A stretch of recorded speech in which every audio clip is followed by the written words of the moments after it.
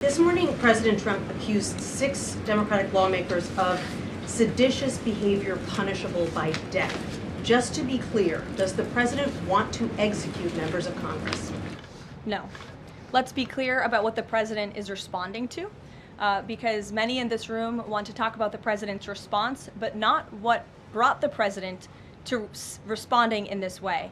You have sitting members of the United States Congress who conspired together to orchestrate a video message to members of the United States military, to active duty service members, to members of the national security apparatus, encouraging them to defy the president's lawful orders.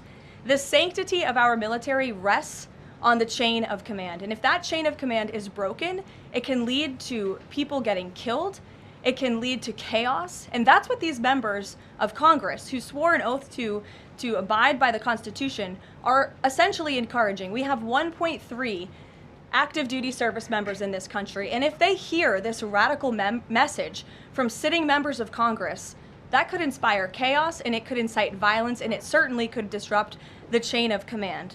These 3 members of Congress, I will also add, knew exactly what they were doing. You look at Alyssa Slotkin. She's a former member of the CIA. Mark Kelly was a captain in the U.S. Navy. Maggie Goodlander was a naval officer, and notably, she is also the wife of Joe Biden's national security former advisor, Jake Sullivan.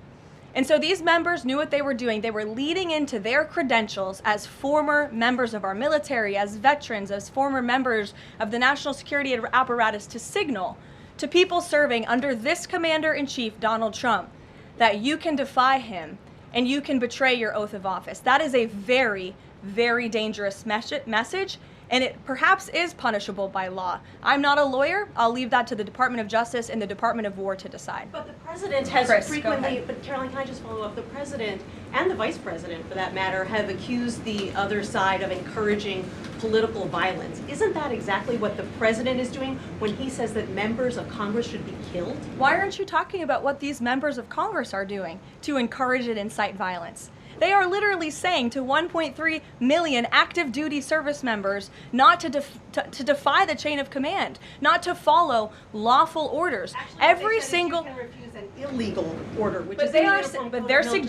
they're suggesting, Nancy, that the president has given illegal orders, which he has not.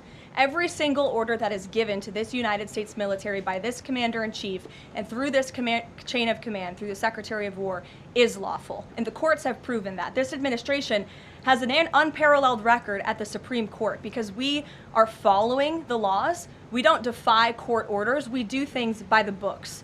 And to suggest and encourage that active duty service members defy the chain of command is a very dangerous thing for sitting members of Congress to do. And they should be held accountable, and that's what the president wants to see. The president expects his cabinet officials in the administration to follow the law and to demand accountability and hold people accountable for their dangerous rhetoric. And I would just add that if this were Republican members of Congress who were encouraging members of the military and members of our United States government to defy orders from the president and from the chain of command, this entire room would be up in arms. But instead, it is the other way around, and I think that's quite telling.